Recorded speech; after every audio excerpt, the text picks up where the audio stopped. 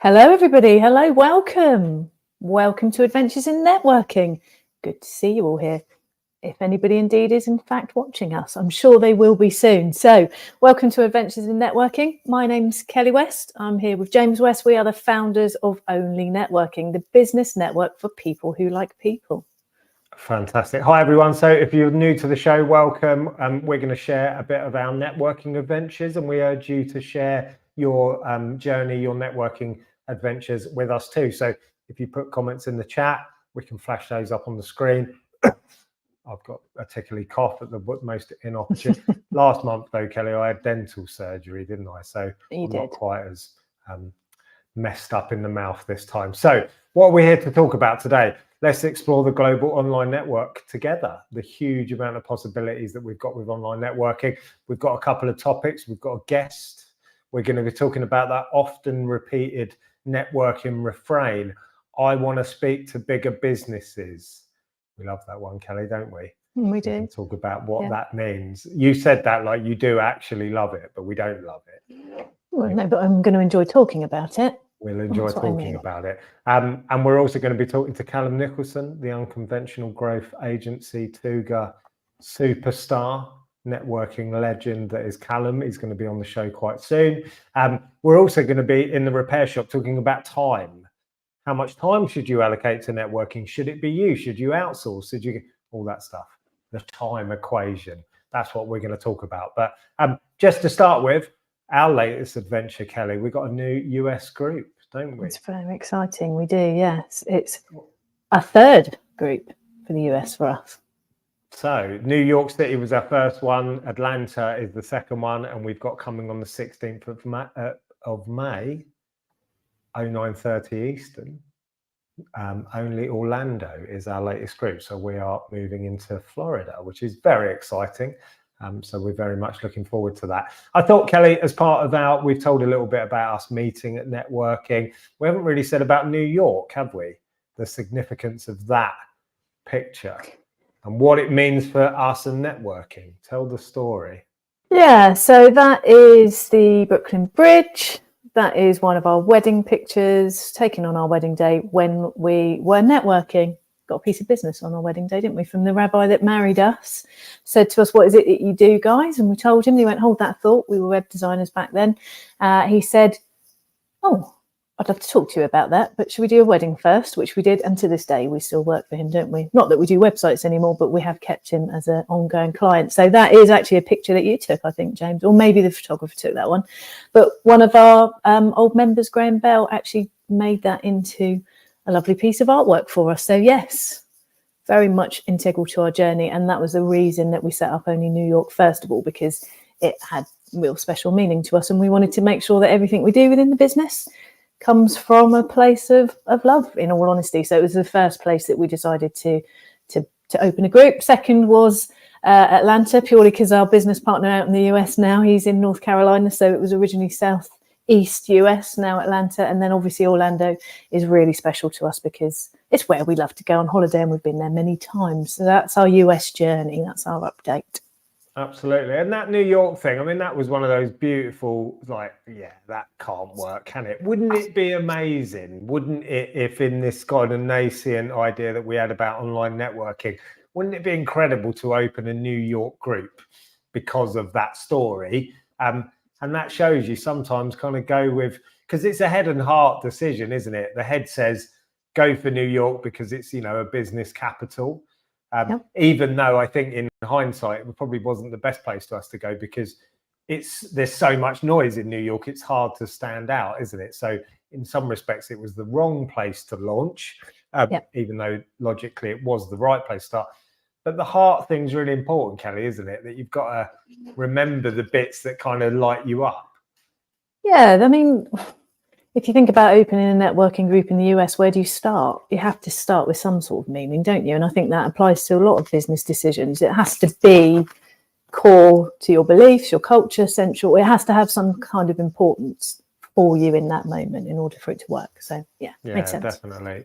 Someone, we don't know who because it's anonymous you've posted from the Facebook group. There is instruction on there of how you can get your name to appear, by the way, Facebook user on our Facebook group, but the on air light, yeah, well spotted.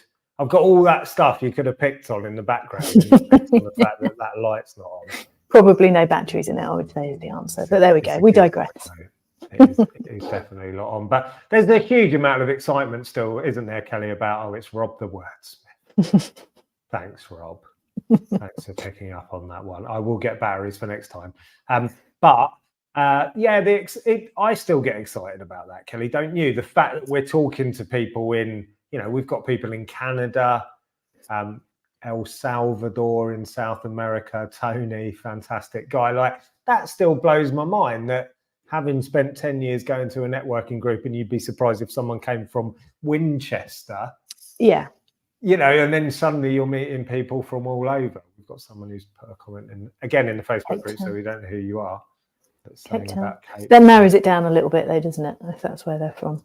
It probably does. But yeah, it's still incredibly exciting, isn't it, Kelly? What's your take on it? Yeah, absolutely. I mean, I think we're way past that conversation of, do you like online networking or not? It doesn't really matter, does it? If you've got a business that can transcend boundaries, then you need to do it, because you are just not going to meet those people in an in-person event that are going to spread the word far and wide. For me, thinking about, would I be doing business in North Carolina and across to Vancouver Island? And no, I would never have imagined that would have been possible. And it's only because of online networking that that's now achievable. Does it mean it's easy? No, of course not. But then nothing's easy, is it? So I think we have to be realistic. And obviously this kind of leads into the topic that we're talking about today, doesn't it? Absolutely. Was that you teeing me up? Because it did seem quite a good... Maybe. Can you just move your hair slightly, because we're getting a lot of microphone brush. Apologies. Magnificent new hair that people Thank you. seem to like talking about. If you'd like to leave Kelly a comment about her hair, she'd be very grateful, as long as it's nice. Only if it's positive. Only positive comments. So, okay, this is the big topic, and we'll get Kallum in shortly to feed into this as well. But I feel like we're hearing this probably more than ever, Kelly. The people that come networking and go, yeah, it's great, but I want to talk to bigger businesses. Yeah. It's always been a thing in networking. I want to deal with the bigger businesses. I want to deal with the corporates. I want to sell, I want the $5,000 a month retainer, or the chunky bits of work. Why do people say that, Kelly? And secondly, why does it keep coming up? I.e., are those people available to them? Or do they go networking, I suppose, is the proper question. Big question there. Lots of answers going through my head. So why do people want it? I think because they think it's an easy win. I think because they think that's where the big bucks lie, and to some degree they do. Is it an easy sell? No, not at all. Are you going to meet those people in a networking room? Probably not. Are you going to meet connections that will be able to connect you into those people? Yes, absolutely. Without doubt, 100%. I can tell you will. Thank you, Rob. Thank you for noticing my hair. Thank you for prompting him, James. There we go. I think there's a lot of unrealistic behaviours and thoughts for people that want to get into that space. And I think with a little bit of a shift in mindset, you could get into that space a lot quicker. And I'm really looking forward to talking about that today. We'll come on to that. Sorry, go on. Yeah, I think you need to be strategic in that space. Well, we'll come on to the how in a moment. But let's address that elephant in the room, because we even get people saying to us, well, because look, let's full disclosure, those big businesses, and when we talk about big businesses, it's typically, you often hear people saying, I want businesses that have got between 50 and 100 employees. So they're not, it's not necessarily the corporates, but they're looking for the SME, towards the M of the SME, the medium-sized businesses. But, and they don't come to our network, people that have got 100 employees, they don't network typically. Not in the traditional sense. Not in the traditional sense, but also, people even say to us, well, can you recommend networks that do have those people? And the answer is the same. They don't. Explain why, Kelly, they don't network. You don't really need to. Networking groups as we know it. Because they don't really need to. If you've got your business to that size where you've got 50 to 100 employees, you probably have somebody that goes networking for you. first and foremost, or you're using other marketing channels. Does that mean that I don't want to go and play golf or have a nice meal or do a once a month really exclusive elite event? No, I probably will do that because I'm always going to want to be around people that are similar to me. But am I going to go into a small business network? Unlikely. I'm not going to say no, but it's unlikely, because what's going to happen? I'm going to be sold at, because there's going to be a lot of people there that want my attention and want to sell me their product or service. And again, nothing wrong with that, because that's what we go business networking for. But it's about being realistic as to how and when to approach that type of person, and actually being realistic as to whether or not you have a product or service that is applicable to them in the first place. Yeah, and again, we'll come on to that. But that's a really important point, isn't it? About the fact that, why do people go networking? It's typically business development first and foremost. I need to get more clients, expand my network because I need more clients. In my experience, Kelly, I'm sure you're the same. People typically stay at networking because they start getting that, i.e. business opportunities, but they realize as a small business owner, they gain so much more: the expertise, the knowledge, the camaraderie, the companionship, the support. Yeah. Well, again, if you're a bigger business, you don't necessarily need those things because you've got a team of people that provide that camaraderie, that support, that expertise, that knowledge. And like you say, there's probably a department whose job it is to generate business. So this is why, if you're going, where's the network that's got all of those people, you won't find it. I found a few online, because someone was asking this question. They're like application only, and you've got to prove that you are of a similar size business in order to qualify. Because again, they don't want, we're a group of, senior business owners, CEOs, and, managing directors of £100 million companies that allows a couple of one-person businesses in. Because why would we? They are obviously going to sell at us, and I think that's what you've got to be realistic about. That you're not going to play in that space as hard as you might try. And you don't have to, because there's other ways to reach those people if you get your other stuff right, which we'll go into in a minute. But I think the other point is, even if you were of a size or of a stature to get into those places, you're looking at a lot of money to access those people. And also, I would always say to small business owners, the bigger they are, the harder they fall. So winning a big client is fantastic and probably brings you in a large percentage of your monthly income. But if for any reason they decide to not work with you, they also then take away a large part of your monthly income. So I think it's all about the balance, isn't it? And making sure that you have a realistic approach to what clients you have on your books. Yeah. Let's go through. So how can you reach those bigger businesses through networking, assuming that they don't attend the networking group itself? So this is the connections.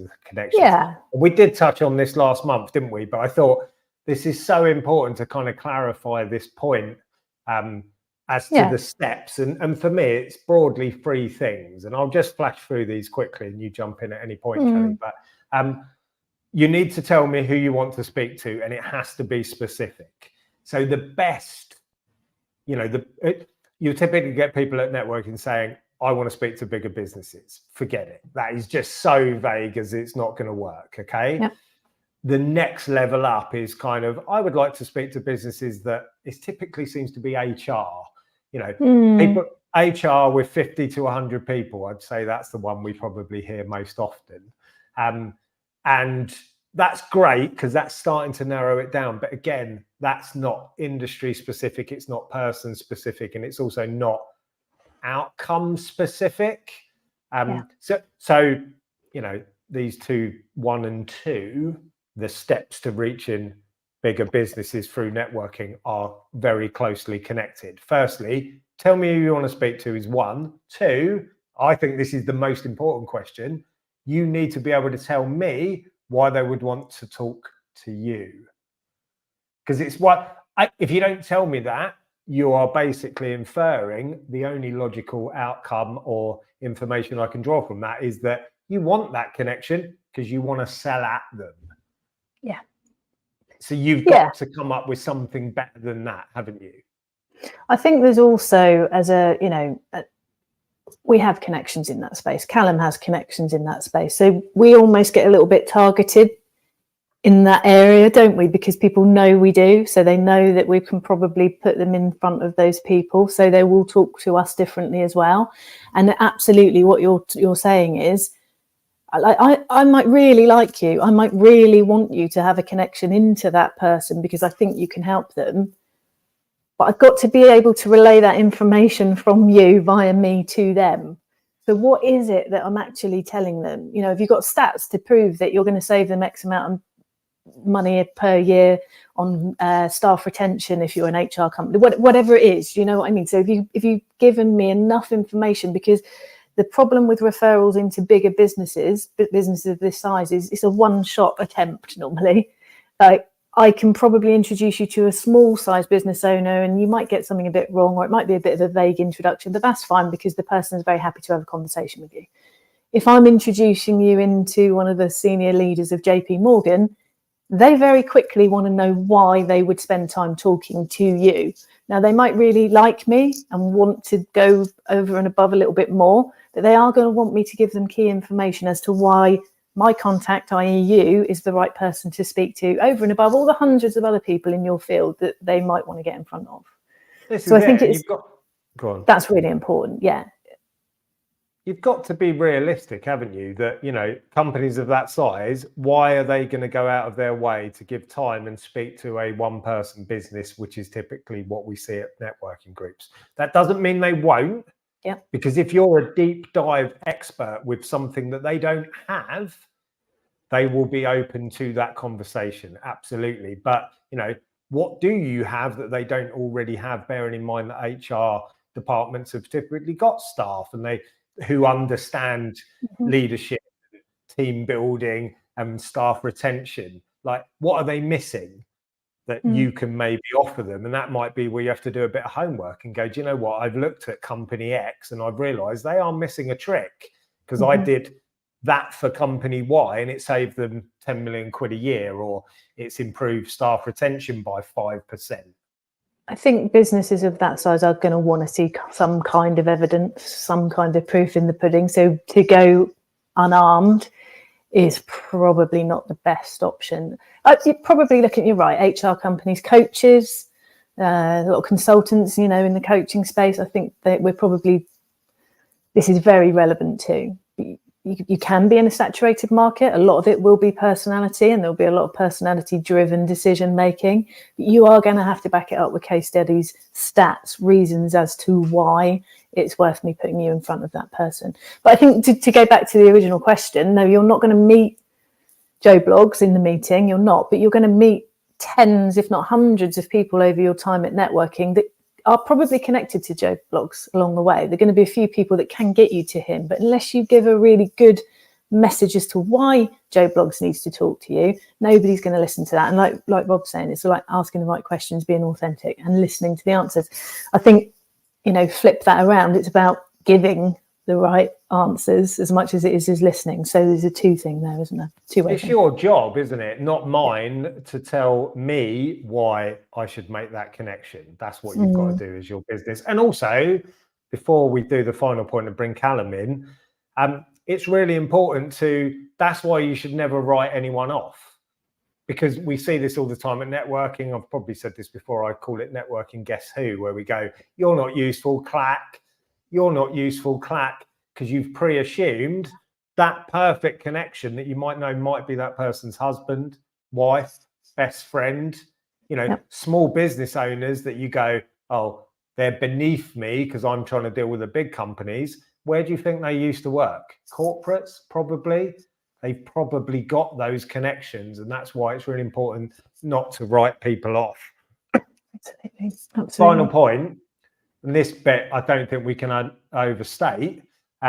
Let's assume you've been specific in who you want to speak to and why you want to speak to them. The third element to that is, have you earned enough credit with me that I'm going to put myself out and do that for you? Because, Kelly, we see this a lot, don't we, at networking? People saying, I'm going to keep giving the ask, but have I necessarily earned the right? How does that work? Well, we talk about this with anything really, isn't it? It's not just about getting into the bigger businesses, but if you're asking somebody to do something for you, So why am I, Kelly, going to go out of my way to help you, James? Why am I going to do that? Why would I help you with the connection? Why would I repost your stuff? Why would I do any of that stuff that you asked me to do? I'm going to think, well, are you a team player? Do you get involved in the network? Do you get involved in my group? Do you pay attention to me? Do you listen to me? Are you being consistent in your behaviour? Are you constantly asking me to do stuff and I do it and you just ask me to do more? Therefore, I'm not going to want to be necessarily that over keen to help you. We don't tend to put ourselves out for hit and run networkers. So those people that just come and slam into a meeting, ask us for loads of stuff, and then off we go and we never see them again. You'll get an element of people that will get something from that purely because there's good people at networking and they want to help everybody. But those who are consistent in their behaviour will then get more as a result. So they're giving credit to gain credit. So I think you have to think about what have you done for the members of your network? Have you supported them? Or are you just assuming that they can help you because they're in the room with you? Because if you're doing that, that's a dodgy place to be, because just being part of a network doesn't mean, okay, well, I'm signed up to this network, therefore everybody's going to help me and they're going to do all of that wonderful stuff. You've got to assume that it's a give and take. It's a two-way thing. Yeah, I mean, I spoke to a guy the other day who does about 10 networking events a month across different networking platforms, organizations. And it's really hard to think, how would you really give time to all of those people in order to earn that credit? And we see this, don't we? I'm not saying this is this guy because he sounds like he's a member of these networks, but a lot of people that turn up and go, I'm just here, this is what I'm trying to get, I'm off to the next networking event and hopefully eventually something will stick. It's like, that's such a, you might as well go on LinkedIn and just randomly message those bigger businesses at that point. You're not using the network connections at all, are you, at that level? No, and I think the difference is, because like a lot of people will say this, well, I'll just go on LinkedIn and I'll network there and I'll get into these bigger businesses. Yeah, absolutely. And that is a strategy that lots and lots of people will do successfully. The difference is using your network or your community is somebody's going to be connected to that person you've sent a cold message out to, and they're going to help you get in there in a much nicer, cleaner way. So they're going to probably get you up a rung of the ladder more than you would have done just by reaching out cold. So I think again, it's again about messaging about what you actually want and being succinct in that. Definitely. Excellent. Right, I think we've left him long enough. Should we bring Kallum bring him in? Bring him in. Okay, here he comes. It's the my screen zoomed in at the same time there. Hello, Kallum. How are you? Hello, Treacles. I'm good. How are we?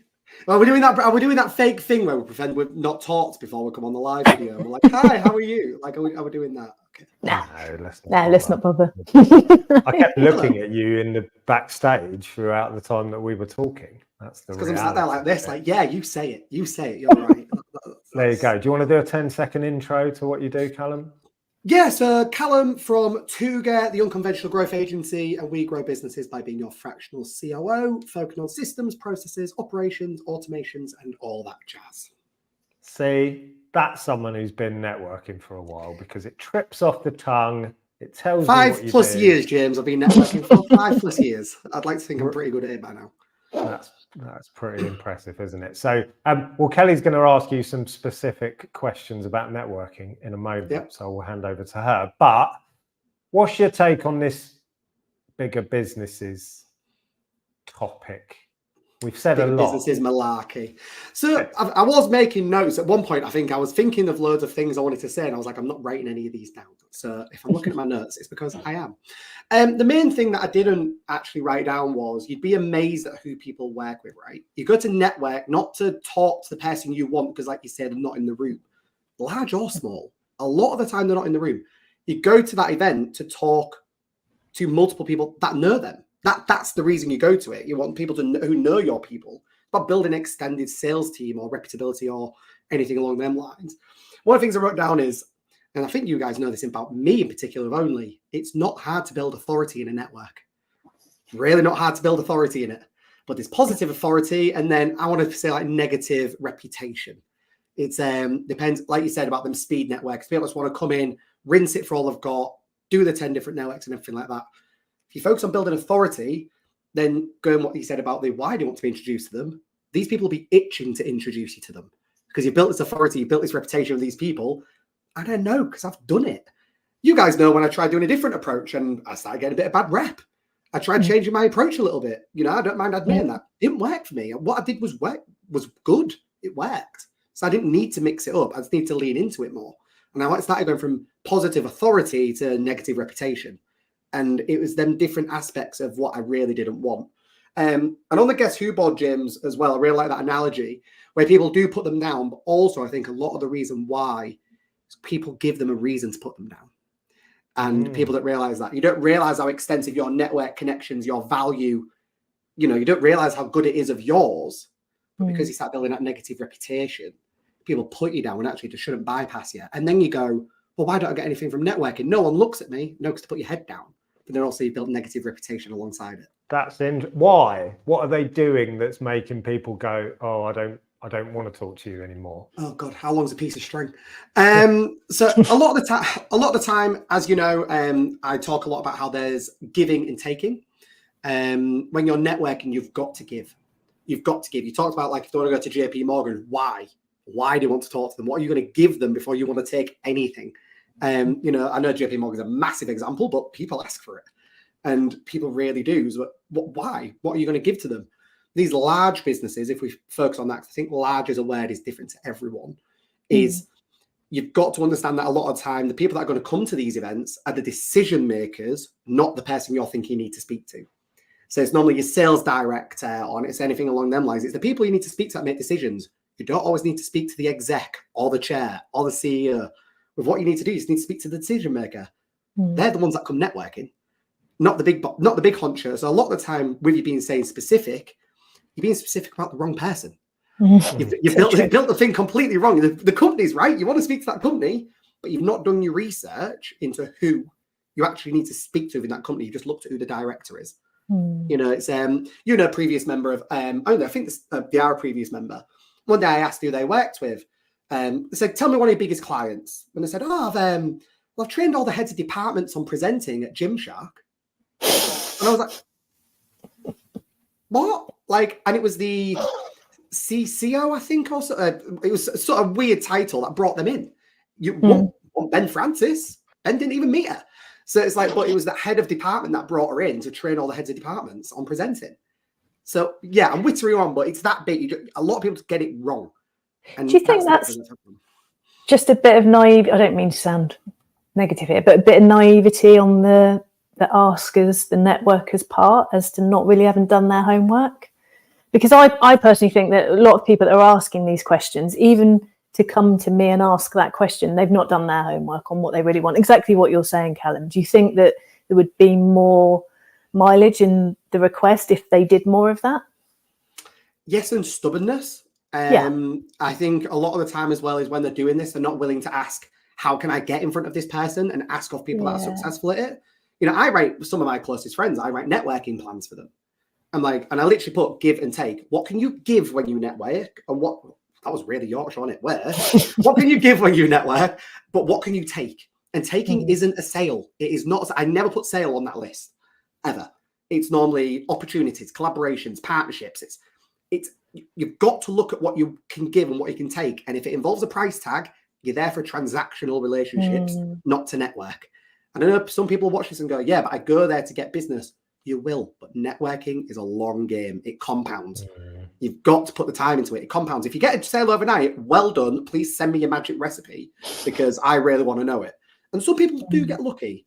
They do get lucky, but I think that stubbornness and that naivety comes from them not wanting to ask the successful people in the room how they've become the successful people in the room. They don't ask that lucky is the same luck that means cold calling will sometimes work on the first attempt. Just pick the phone up, randomly dial a number. Great, I've made a sale. It will work. It ain't a great way to be. It's not an efficient way of using your time, though, is it? Reputability again, invisible PR. You know, Stephen Bartlett talks about invisible PR a lot. And that odd time you do it, you might not get another sale for 6 months. And then you hate it. So you're like, I got it first. I got it in the first week. And it's like, great, mate. You got it right, the right time, in the right room, the right people. You just got it right. That's it. You just got it lucky on the first time. It's probably the worst thing that can happen, isn't it? Because then you think it is just a case of pitching multiple times at different events and you'll get a sale. Yeah. You need to You learn know, it the other how way. many times are people knocking on my door? I actually bought the thing of them knocking on my door when I live in a house. I've not opened it one time and they've got the right products for me at the right time because my carpet cleaner's broken and I need to rent one. You know, like they've not got it at the right time. It's not like I'm miraculously doing my things at that time. And they're like, I've got exactly what you need. So if that happens, I'd be checking my house for cameras. That's probably what I'd be checking I for. bet he goes on Instagram after this and there'll be an advert. There's vacuum cleaners everywhere. Yeah, I just want to ask both of you, just as your one observation on, because we've all met these people at networking that go, no one wants to talk to me, or we get in the one-to-one room with them and we, you know, without consciously wanting to, gonna go, oh no, I've got to speak to this. We've all encountered them. What are they doing to make us feel that way? What is the thing that you shouldn't do to make sure you're the person that no one wants a one-to-one with? Kelly, you don't have to think about it. You don't have to think about it at all. Yeah, but boring. Why? The boring. But what does that boring. mean? But boring is not giving someone interest to engage with you and talk to you and learn about you. And if you're an introvert, which sometimes what might be how being boring comes across, show interest in the other person.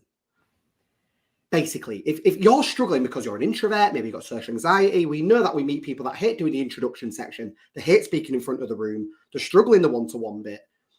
It's because they're just introverted, or a lot of times some people are boring. And if that's you and you're like, why does no one want to talk to me? Talk about them. It's not the fact you talk about yourself a lot of the time, it's just the fact of they don't want to talk to you because you're not engaging, but everyone loves talking about themselves. Everyone. So talk about that's a great tip. Doesn't matter what you say, they turn it onto themselves, don't they? 100%. That can happen a lot. They'll do it because they can talk about themselves. They can do it. But Kelly, what's yours? Go on. Well, I was just looking at Facebook user in Cambodia. That's got to be Simon. It's got to be Simon. So hello, Simon. He's going back to his cocktails. Have one for us. Listen, there's nothing wrong with boring.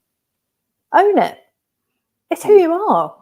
But Kallum is absolutely right. If you struggle in that space, it's about being prepared. And I've said this before. If you are that person that struggles to have conversations with people, well, A, are you asking people for conversations or are you booking them in? Because if you're asking, it's not really going to happen, is it? But if you reach out to somebody and say, can I have a one-to-one with you? They've either got to make a decision to say no, or they're going to book in with you. But when you're in that conversation, just have a Post-it note next to your desk. If you struggle to have that two-way conversation, you can ask. There's going to be 5 questions that it doesn't matter who you've got in a room with you. You can ask those questions and they'll be able to answer them. Yeah, I can give them the questions. Go for it. Who, what, why, when, where, how. Yeah. How do you get clients? Where are your clients based? Why do you work with them types of clients? Why did you get into this? When did you start? Like, who, what, why, when, where, how. Just ask them. It's not difficult, is it? No, I've never met anyone at networking that's gone, well, I don't want to talk about me. Like, it just doesn't happen. Everyone does. We've got a very thorny comment that I'm going to share. Thorny? It's not thorny. Well, it's like, this is a tricksy one. Innes, who I haven't seen for many years. Hi, Innes. Good to see you. At the service desk and IT support show at Olympia. Exciting. It was nice to see you.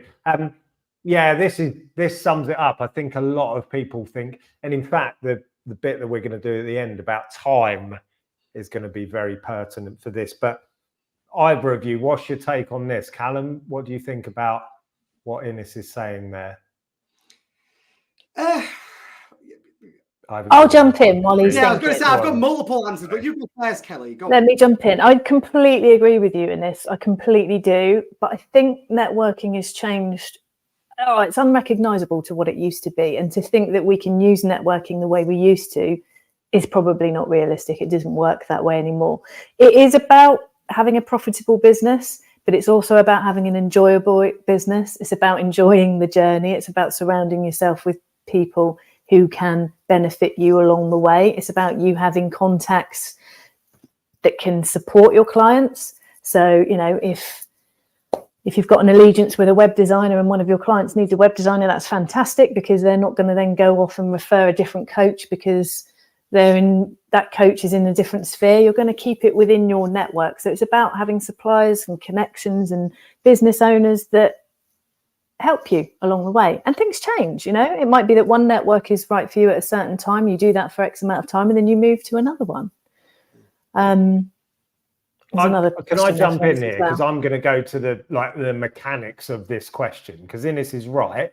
Everyone's got to do a cost versus effort versus equals output calculation for all business development. Okay. And we have to apply that to networking. Otherwise, it can just end up a coffee morning.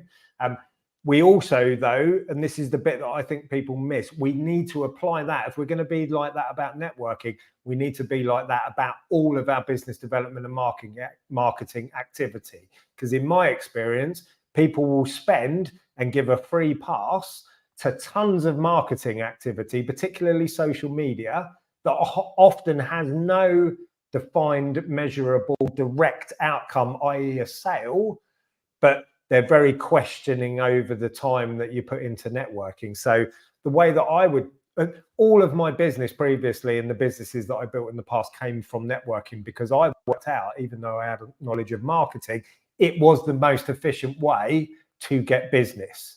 And you can explain it very quickly by using Dunbar's number. If, like Kallum's saying, you build that good reputation and you've earned credit with people and you're specific with your marketing message and your ask, if you sit in a room of 20 good networkers who all know Dunbar's number says 150 people at a time, I can think of no other way to efficiently, in an engaged way, drive basically a Salesforce marketing funnel that goes out and helps you find those things. It's so efficient, but you've got to do it right. Anyone want to add? Yeah, you're right. And I think Ines's other comment there, I can only make an offer if I've understood the problem by asking a lot of questions. So 7 times why. That's the consistency in networking and speaking to the same people. So you've just described perfectly, Ines, why you need to speak to the same person multiple times. A, before they really truly understand what it is you do. B, before they can consider whether or not it's right for them or one of their contacts.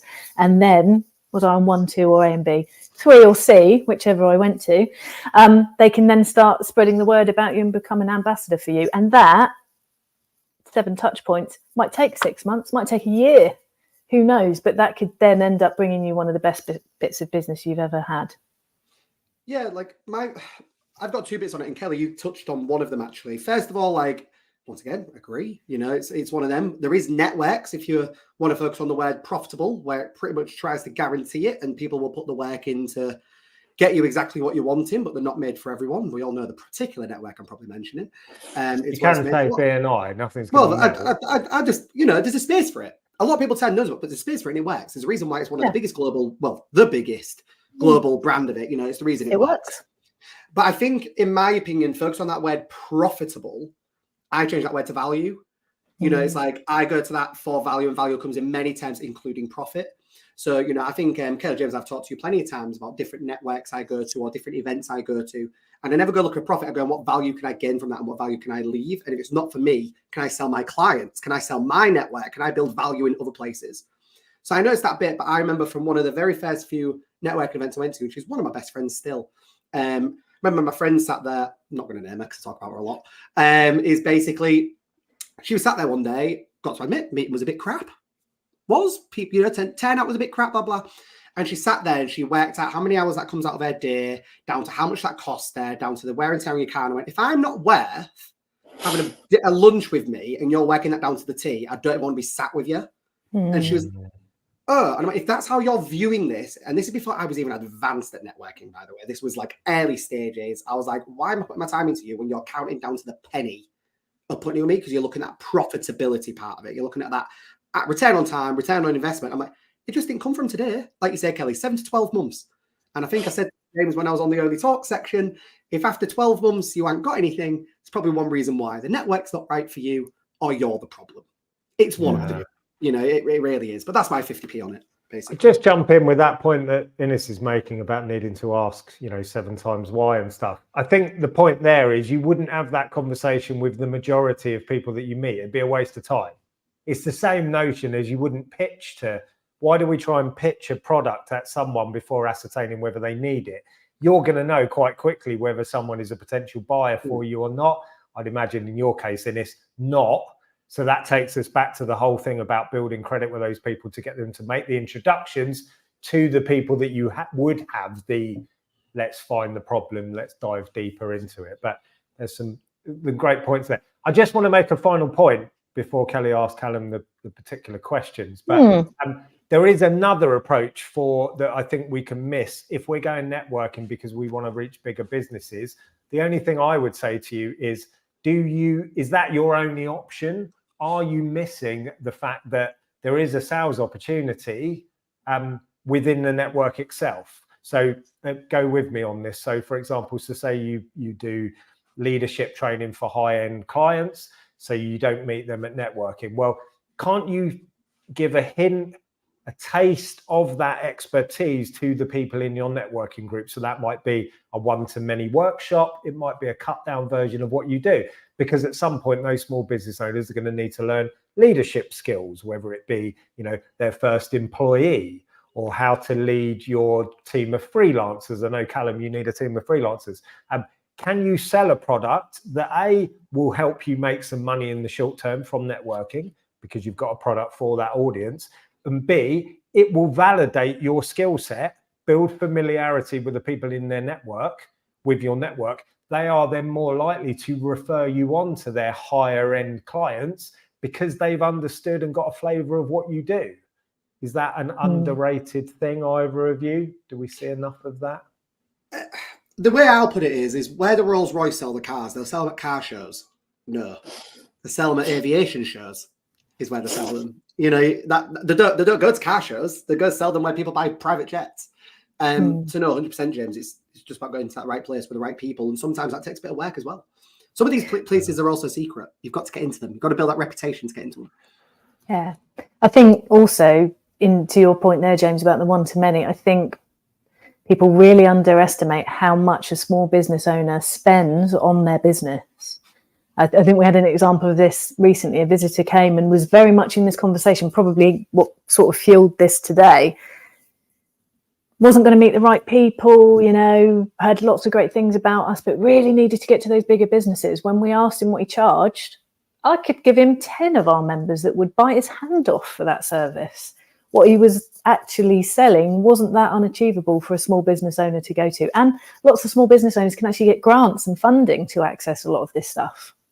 So just on that note, this has bugged me ever since I started business, by the way. Small, medium and large, and it's the same with what I say about the word growth, is different to everyone. Do you mean a small team? Do you mean small revenue? Do you need small client base? Do you mean medium revenue? What's medium revenue? What is medium revenue, right? And people are like, a small business is less than 100K a year. I know some people that are one-man bands making about $250,000 a year. What's a small business to you? What's a medium business to you? And it's once again going to that very first point we talked about earlier, that specificness. You've got to be very, really, that's not a word, but we'll go with it. That specific part. And doing that bit, I think people really need to understand that SME, small and medium enterprises, whatever, what is small to you, what is medium to you, and what is large to you. Like you say, Kelly, he was able to sell them to 10 businesses. If he classes them as large businesses, that's different to what me and you maybe think are large businesses. It's very different. So very different. I'm just mindful of time, you two. Okay. So Kelly, do you want to ask Kallum a couple of those questions and we'll go on to the repair shop? Yeah, we'll have a little bit of fun for a minute with you, Kallum. I haven't told you these, but they're not too taxing. Don't worry. Just want to know what your first networking memory was, good or bad. Oh God. I'll do the short version of this. This is brilliant. So same lady I was just on about, who is now my best friend. I'll name her, I don't care. Michelle, she's a wonder. Absolutely love her. And I met her because, long story short, I got into public speaking from my first business and blah, blah, blah. And I needed someone to help me organize the bookings a bit more, organize the events a bit more. And what she did was simply went, right, okay, you've been introduced to me. Let me take you networking. Have you ever been before? I went, no. So she took me. I was walked into this room, this business coach jumped on me. By the way, anyone that's on my LinkedIn that knows me from this time will know this story through and through. Jumped on me as I walked in the room and went, you're new, let's talk. What's your business? I didn't want to talk about my retail business. I wanted to talk about public speaking and getting more public speaking gigs. And one of the first things he did was like, well, that's not a business. I was like, well, I get paid for it. Like, I'm getting booked to go left, right, and center to do public speakers. Yeah, but what's your real business? I'm like, this is what I'm doing. And he asked me one more time, and I went, well, I have a retail business, but I'm here to promote the public speaking because I'm getting booked and paid to do it all over the country, which I was. And I'd only been in business less than 12 months, and I was getting to ask to do this. Anyway, this person, like I said, was a business coach, and they was doing the presentation that day. And that day, basically, when they did their presentation, I had a sour taste in my mouth. I realized in the presentation, all they did was reference books or films or other creators. And I just went, he's never ran a business. I just clicked straight away. And I was like, I'm getting all this judgment about what I'm doing. And by the way, the caveat with this is he did say, well, I do public speaking. It's not a business because I don't get paid. And I was like, well, kind of shows the difference there, doesn't it? And he got a bee in his bonnet about it. Anyway, after his presentation, he asked for a one-to-one with me at the event. I said, can I just ask, what's your entrepreneurial experience? And he was like, oh, well, business coach. I went, yeah, before a business coach. I just flipped the script. I went, no. And I went, oh, so you've never ran a business and you're a business coach?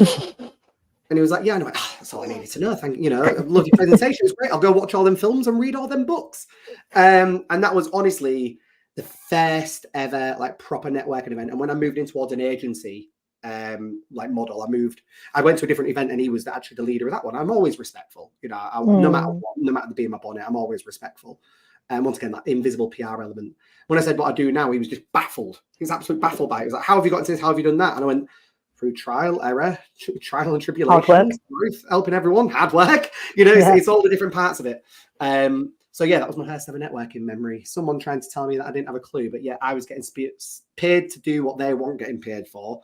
And I actually had a business, no matter how young, when they had never had one before.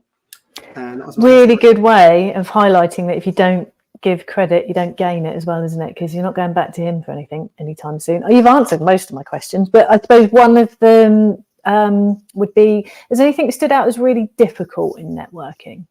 Being young when you're younger. Yeah. Which probably also ties in with what I just talked about. A lot of people go, I've got to admit, and once again, Michelle Whitman, she's literally my best friend. Every now and again, I say something I'm doing. She's like, well, how did you learn that? Because Michelle's 56. She's a personal assistant. She's done it for 35 years of her life, for example. Like she's done it a lot. And some of the things I do, she's done. So you've got to understand the things that maybe took you years to learn and experience have been boosted by the internet. And what the work environments now are. And I throw myself in the deep end to learn things. And I think people overlook so many younger people unless they work in marketing. They work in marketing, they want to work with it. They want to work with them because they're in marketing. They're on social media. They know how it works. They know all this stuff. You don't want to work with any younger people in other areas. And there's so many exited founders now under the age of 30 that sold their business for millions. And people don't believe them because they're under the age of 30 and they don't want to work with them. You've raised a really good point there. You won't mind me saying, I'm sure. You're 29? 28. 28. Blimey, younger than I thought. Has it changed now? Oh, yeah, because you're the client to work with. Yeah, of course. So maybe if they didn't see that, would there still be judgment, do you think? Oh, God, yeah. Yeah. Fractional COO agency. What 28-year-old is being a COO? It's actually the training and the knowledge and everything I've got built to the role. It's one of them that I've been able to do, but it's absolutely massive. And I'm really grateful to the networking I've done predominantly the last 18 months. But for only, as you know, other places and LinkedIn, I've built such a reputation and authority. And it's my own hard work. I'm not going to do it, but it's also thanks to asking the right questions to people to also further that and finding what questions will help push that. And now I get asked to do the panel discussions. I work with some of the biggest people. I get to ask to go to the private dinners. And don't get me wrong, it takes hard work. But yeah, it's taken a lot of work for people to look at me. And the only other alternative I feel like I can say it's to is possibly a woman in business. It's in a male-dominated environment, a very male-dominated environment. I could only put it apparent as like younger people get maybe looked at sometimes as how people, I'd like to think, used to look at women in business. I'd like to think it's a lot similar because people don't realize where the new founders. Your old statistic of new founders used to be around the age of 40. That used to be a statistic when people used to start businesses. It was the age of 40. People now do it in the 20s because they want to nurture that skill, upskill, travel the world, build a business. But to travel in the world, don't turn your nose up. They've got to work hard and make money so they can travel the world, right? They don't want to get stranded in Asia. Like they've got to be good at what they do. It's the age. It's the age thing. I 100% say people really used to turn their nose up massively. Not as much for me personally now. Yeah, I think you're probably right, and that's a good thing. You got a couple of hearts and thumbs up as you were talking about that, so I definitely agree with that. Final thing, just a quick point, Kallum. Any advice you'd give to people wanting to get more from networking? Oh wow, that is a spectrum of a question. Create a plan. Yeah. create a plan. And by a plan, I don't mean rehearse your introduction or your elevator pitch, whatever you want to call it. I don't mean rehearsing your actions or your requests or your asks. It's everything. And the key words are opportunities. I also, once again, I always talk about, and I mentioned it earlier, how can you sell your clients there? Networking is an asset and a tool. It is not just a solution. That's what it is, massively. It's massively that bit. And I think people seriously need to focus on that. And you can do that by making a physical plan, knowing the questions. And if you want me to give you a question, ask everyone or anyone you talk to on a one-to-one basis. After this call, please introduce me to your favorite 3 people. No other intent than networking with them. That's how I've done mine. That's how I've met some of the biggest names on LinkedIn. Just your top 3 contacts, your favorite people. Yeah. Who are your top 3 people? I've got no other reason to meet them than just to network. That is it. Going with that, I love that, and you'll crush it. And if you create that core, you know this, you're in mine. I'd like to think I'm probably in yours. You end up introducing those people all the time because they're good people and they want to meet more good people. A little tip to our viewers: if you want to block us out completely, send a really big comment, and then when it goes on the screen, you get rid of us. It chopped. Literally chopped us all off. It was great. It's absolutely lovely, heartfelt message. It was lovely. I will read all the lovely heartfelt messages afterwards as well. I'm trying not to get distracted by the comments. Okay, I'm mindful of time, ironically, because the networking repair shop topic this month, inspired by Andy Wood. He made a good point on LinkedIn earlier. Time. So he talked about broad terms, online networking. You need to make more time for follow-up. I wouldn't disagree with that. We have to spend more time on social media, kind of stitching together relationships compared to in person. But as he rightly said, in person, you've got to account for the travel time. There's also the time of having the one-to-ones in person, top and tailing the event. You can't really just turn up and clear off the moment it ends. We know that from our years of networking. So let's just have a conversation about time. What are you saying, Kelly? Before we do that, because Geordie Last has question. I know, but Geordie Last was asking a very important question. What was your biggest mistake so she doesn't do it? Very quickly, don't overpromise and underdeliver. You don't have to do stuff for people if you don't have time or you can't make the time to do it. Just be a good person, be interactive, listen. Can I give mine? It's a sentence as well. Yeah. Treat everyone in the room as a hot lead. Don't treat them as cold. That's where I went wrong. I tried changing my sales tactics to people I'd already met, and that tactic was a cold tactic that I got taught. As soon as you meet anyone in that room, don't treat them as warm, treat them as hot. You've met them. Yeah. Don't sell to them as if they're a cold lead. Yeah, love it. Good stuff. Sorry. Right, But sorry, anyway, James. It was important to do that. No, not at all. Back to Andy Wood. Yeah, for sure. Go for it. Ask us a question. Well, how much time do you need to allocate to networking to get a result, I suppose, is the obvious question. We've done some calculations around this, Kelly, haven't we? We have, yeah. It's different for us because networking is our business, so we do it all of the time. So, Kallum, I'd be interested to hear your answer to this one. Physical time. First of all, it doesn't have to be difficult. You can systemize it. I'm going to actually plug a LinkedIn post I did. I actually gave the solution to do that. So if you go back to my profile, you can find it on how to just use Calendly, a transcriber, and that's it. It's got workflows and everything on it. So every time someone books a meeting in with you, you can set a workflow to send them an email in a week to book another meeting in. And every time they book one, you just get this constant loop of emails to nurture them. It's all part of that follow-up process, that you're on about. It's all part of that aspect. But I think after a physical networking meeting, depends how busy it is, depends if it's 15 minutes. Have you made any notes? Have you done anything like that? Just give yourself time after the meeting, guys. You know what I mean? Like, whether it's an hour, 10 minutes, 15 minutes. Sometimes you don't need an hour. Maybe you already know everyone. Maybe you didn't make that many notes. Just put something in your diary after it. Just 15 minutes to just connect with everyone, do what you said you'd do, and so forth. But the following up aspect, it's, as we all know, we talk about, James, you talk about this more than anyone I know, networking is just the first bit. It's the follow-up where the magic actually happens. Track everyone. Create I call an NRM, similar to a CRM, just a networking relationship manager. Who you did meet, where did you meet them, what did you talk about, put the notes in, did they have a goldfish that has a pet dog? They like going skiing. Whatever you find about them, put them in it, and then when you talk to them as well, you can keep all your notes in it as well. I don't know if that fully answers your question, but it don't have to take a lot of time is my point. There's not an absolute answer, is there? I think it's being intentional. I think I would argue, and having done both for a long time now, I'm biased now because it's an online network, but there is no argument, as far as I'm concerned, that online isn't far more time efficient. far more. Like, I don't even see that there's a particular argument. I think there's a perception issue, because I think people think I have to almost put no time into online networking because it's online, therefore it's convenient. I think the point here is that there is no shortcut to building relationships. There's no time hack, because that's the human part of it. We can use technology to expedite the stuff around it, you know, like the travel, like the fact that one-to-ones used to be drive to someone's office, get the tour, have a coffee.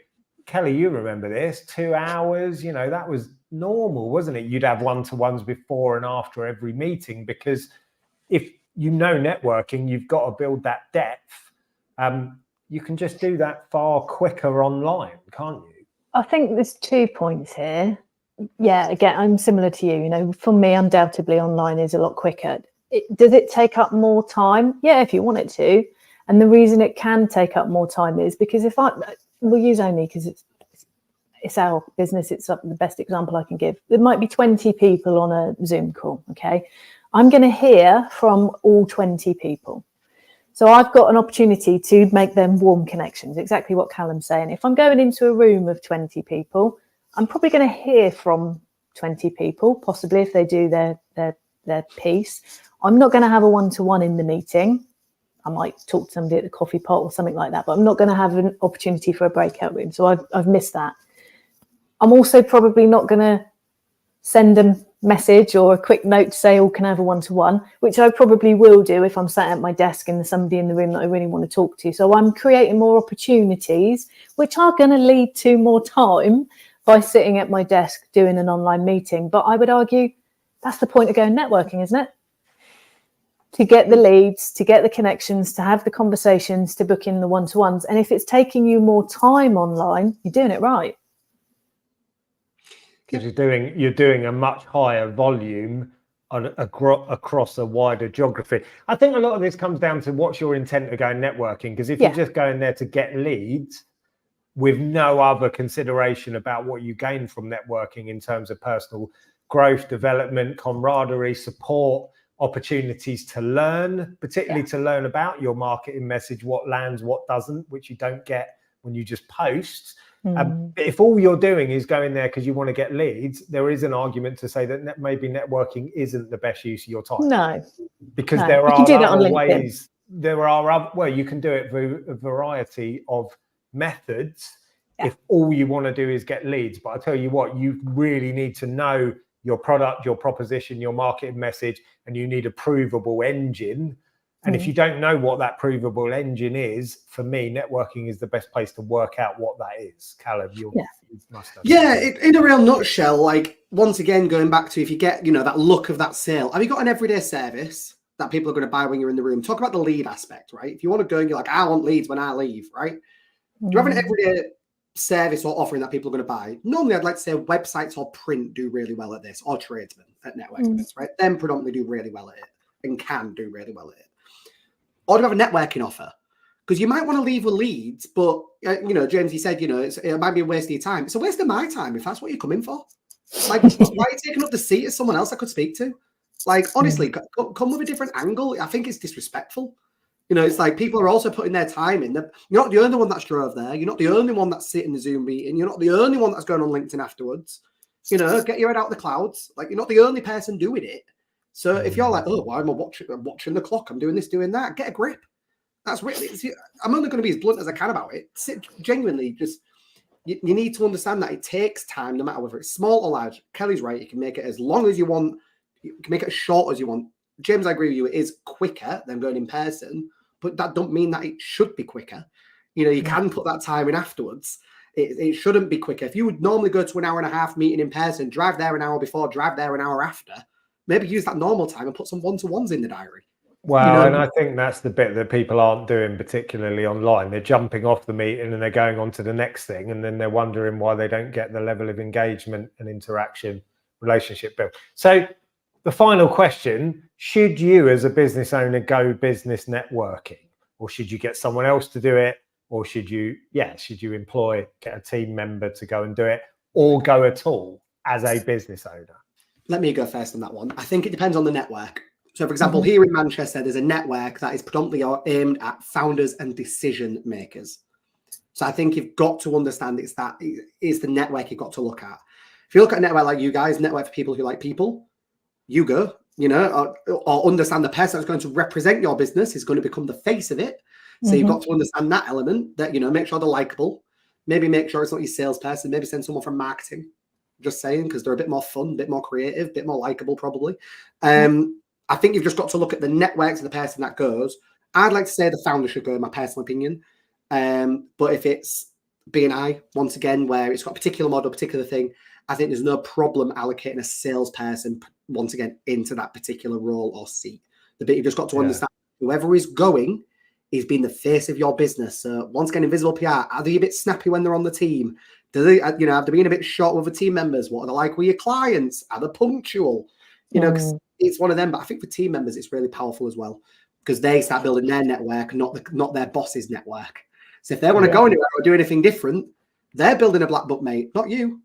That's so true. That was partly Andy's point, was should I be getting people to do the other things in my business, basically outsourcing or employing, so I can have time to network, or should I get someone to do the networking element? And I think the only logical answer to that is, do you enjoy it? Are you good at it? Do you get a result from it, whatever that desired result is? And if not, maybe you shouldn't be. And are you likable? Networking. Are you likable? And are you likable? I won't lie, I know loads of founders that are very good at what they do. The service delivery, what they do is phenomenal. My God, they are drier than sandpaper. Right? Like, honestly, I adore them, but you've got to consider that element as well. So it's all I agree with you, James. Are you good at sales? Are you good at this? Are you good at that? But are you likable? Because if you're not, have you got space in your mind? Because you do. That's some of those people that you're describing, Kallum. I've met those people, and they're over here, they're over there, because they're thinking about, I've got to run the payroll, and I've got to do this thing, and I've got to do that thing. If you can't be present in the network and ask people questions, you are wasting your time, aren't you? So Andy's right. I think if you're going to do it, you've got to clear the decks. Kelly, we haven't asked your opinion. Yeah, listen, I do it all day, every day. I know how much is involved in it, and I know how you can very quickly get a massive to-do list of people you need to connect, things you need to do, and how, if you're not careful, that builds up beyond all control. The point here is that's what I do for a living. I drive my business through networking, okay? If you're a business owner that's maybe built to hire 1 member of staff, 2 member of staff, and you're freeing up some of your time, do not underestimate, if A, you're a nice person, B, you enjoy it, and C, it drives your business forward, how important that networking space is. So absolutely take that on board, because Callum's right. Send Joe Bloggs off to do it for you. He's your member of staff. And then in 2 weeks, when he's left and he's made all of those connections, they're not benefiting your business. They're benefiting his new business that he's gone to work for, he's set up on his own. So as a business owner, you should be driving those relationships to a point, till you're big enough that you can then send, you might have 10 people on the team, and then it's a different thing. But yeah, I would always suggest, if you're a nice person, you do it yourself. Good thoughts. We're going to finish up now, because we've actually ran over an hour. It's always going to be dodgy with us 3 talking. You know what I mean? You got me on it, James. You know what I mean? I think we made some good points. Thank you, everyone that commented. Had some fantastic points. Gave us even more to talk about, as if we needed more to talk about. But if you've got questions that we haven't answered, networking, bring it on the repair shop. Just leave a comment on this post. And thanks for joining us. Thanks, Kallum, most of all. Thank you for your time, sir. It's always good to see you. We'll see you in Manchester soon for real life, not Mario Kart, but it is Mario Kart. What's it called? Crazy Karts. Chaos Karts, love. Free plug. I'm not sponsored, I promise. I'm not sponsored. I want to be. So, no, it's been great. Thanks for having me on. You're very welcome. Thanks, everyone. Thanks, Kelly. Take care, everyone. We'll see you next time. Bye.